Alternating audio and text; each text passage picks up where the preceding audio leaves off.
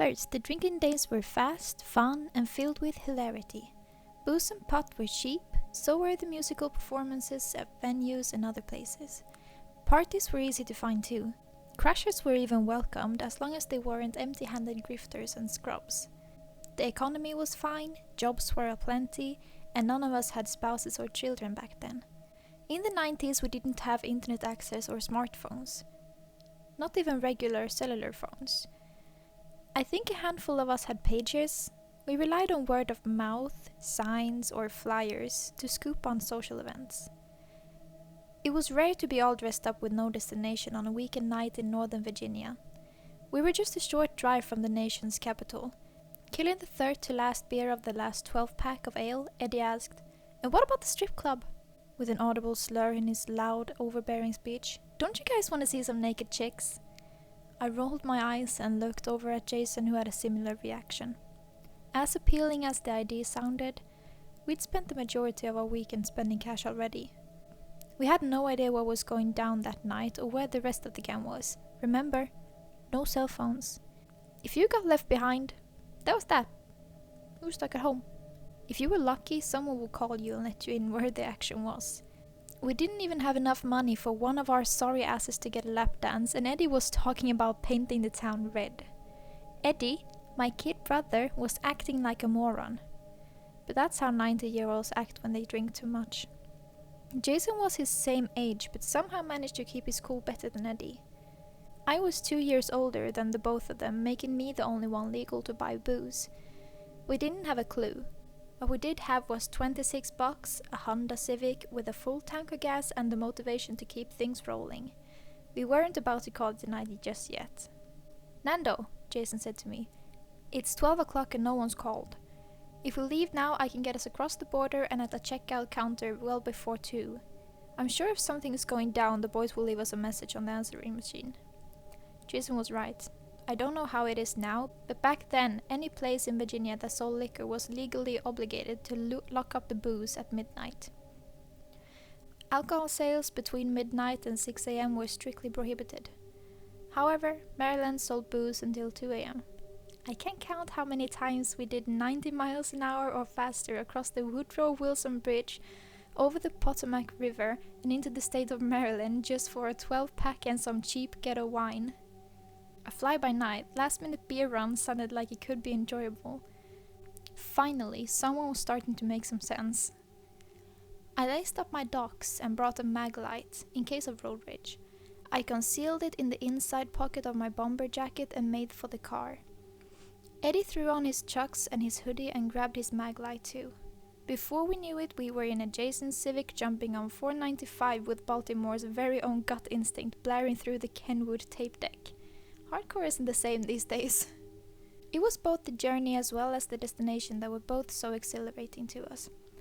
At the end of the line were containers full of that ice-cold, gut-warming, magical elixir that would make us feel woozy and take God knows where.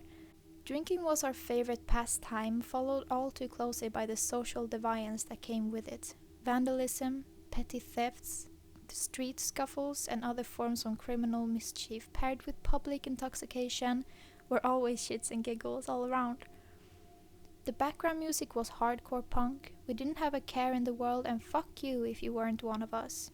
Traffic was dead, a cool night air settled in, and bridge was in sight.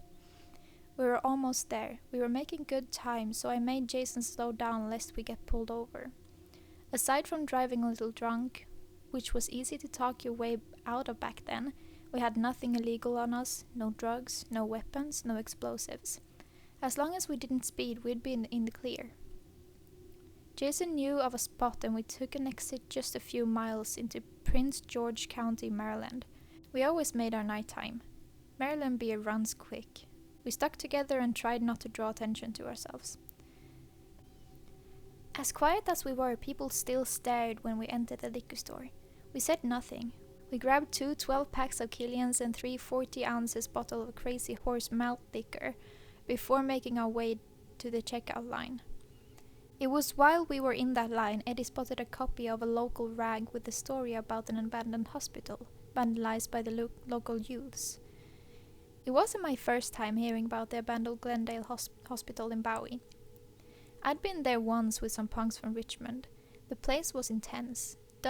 Dozens of vacant, rotting buildings of older architectural style scattered the property with a network of underground tunnels, mostly flooded, connected the above-ground structures.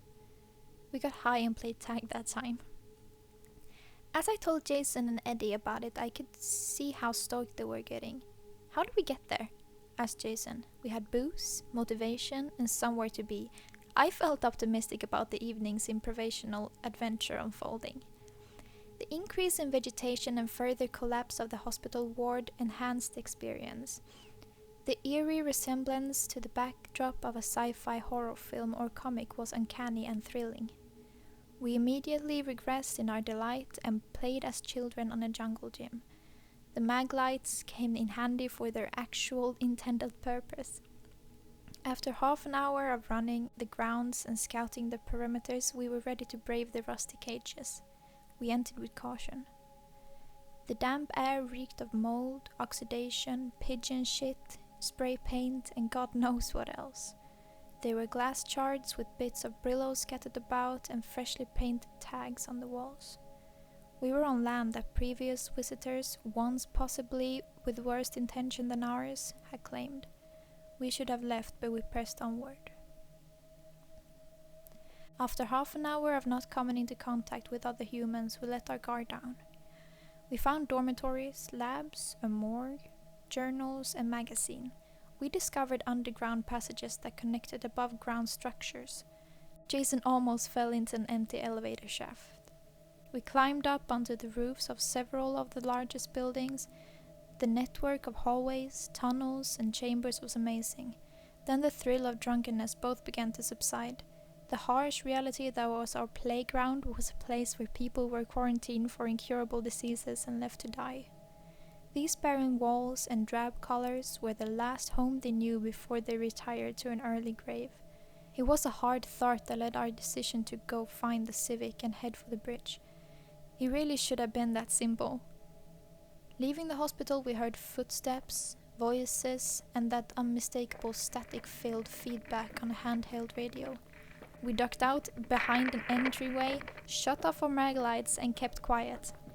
We knew exactly how to go about a situation like this. No words needed to be exchanged. We all knew what to do. We kept quiet, kept our cool, and simply waited for the cops to go away. Those 8 minutes went by as slow as an hour. That's how long 8 minutes seems when you're standing in the pitch black with your kid brother and your friend, not uttering a peep and hoping you won't spend the night in county jail. Following the trail that brought us in, we gradually sneaked our way to the Civic.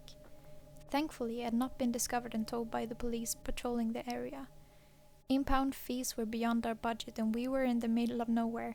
It was just past 3:30 a.m. We had our fill and we were ready for bed. Sweaty and smelly, we plopped our soggy asses into the tiny Japanese hatchback. We lit some smokes, grabbed some brews, and headed for the bridge. Who would have thought such a poorly planned night could go from being a total bust to being such an event? With the windows down and the music on, we made for the freeway, mistakenly convinced that the peak of our adventure was well behind us. We laughed at the patrol trailer on our way out. The fatigue and the alcohol probably had a lot to do with our getting lost. Getting lost was what led to the arguments that followed. Each of us arrogantly proclaimed his own righteousness, insisting that the predicament was surely the fault of the other two parties. It was ridiculous. At some point, Jason pulled over at the truck stop and got directions back to Ford 95. Thanks to the full tank we started out with the fuel efficiency of his ride, we had plenty of juice to get us back on track. We were so far off the grid, it was pathetic. Once we knew we had the right directions, we apologized to one another and laughed about how far from home we were. Jason got drowsy but was coherent enough to co-pilot the trip. Eddie was drooling on the back seat with his eyes closed. I took the helm and followed my friend's directions to our home in Fairfax, Virginia. At some point we ended up on a winding, desolate stretch of a freeway. To this day I cannot remember what route we were on. 2 lanes went one way and 2 lanes the opposite on a road almost completely devoid of light save for that provided by the moon and the stars. It was almost 4:30 in the morning. How true it is, as they say, that it is the darkest before dawn. The headlights piercing the pitch black ahead reminded me of our maglights leading our way through that maze of decay just a few hours prior. What a night we'd had. Jason had given me the last of the directions and closed his eyes to pass out. As the front left fender of the car seemingly devoured the dotted line on the road, I could see the tree lines on either side of the car in my peripheral vision. I glided down the right lane. Ever so gradually, the tree line in my left peripheral vision faded from sight into abysmal blackness. It was as if someone had draped the left side of the Civic with a giant black curtain blocking out everything to the left of the vehicle from sight.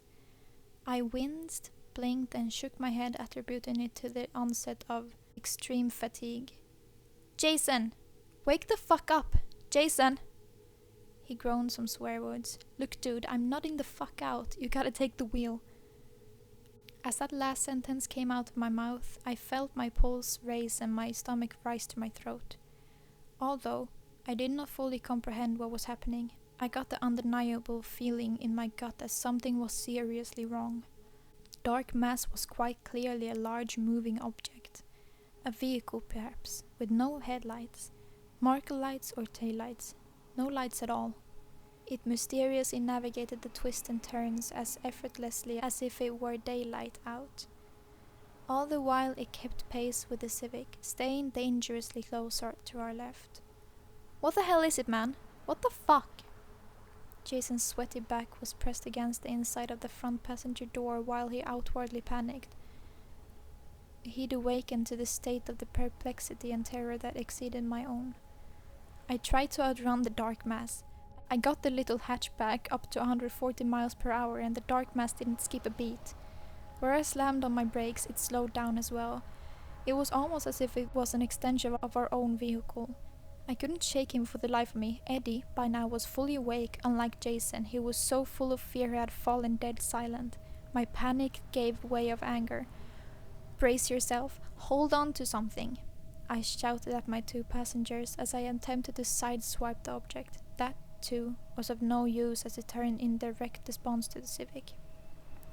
I shouted and cursed through my open window. Just then a light came on. It was my mag light. Jason was shining it on the object. Once we realized what it was, in fact a big black car, Jason attempted to blind the driver with a mag light to get him to leave us alone. "Take that, motherfucker," he shouted as we laughed and cheered, pleased with ourselves and our childish antic. When all the lights of our unwanted neighboring vehicle, including the interior dome light, simultaneously came on, our laughter fell silent. The pilot and the passenger of the mammoth-sized vintage hearse that taunted us mercilessly were virtually identical. The interior dome light of the hearse revealed the silhouette of two large individuals that both looked putrid. I literally mean they looked like animatronic cadavers. They looked as though they could be almost 7 feet tall standing. The driver's hands were so huge they made the steering wheel look small. Between glancing forward at the road ahead and staring at the ghastly scene beside me, I took in what I could. I tried to tell myself they were wearing masks, but the rancid appearance of their facial flesh matched the necrotic hue and texture of the driver's hands. Both were clad in outdated formal attire. In spite of the lights on the vehicle being activated, the precision of their navigation was still a mystery. Both figures had their gaze fixed on us, and not the road ahead, while somehow managing to make the necessary maneuvers to avoid a collision. Once again, as a last ditch of effort, Jason aimed the maglite beam at the driver's face to make him go away. Eddie spoke up. "Don't look, Nando. Don't look. Don't speed up. Don't slow down.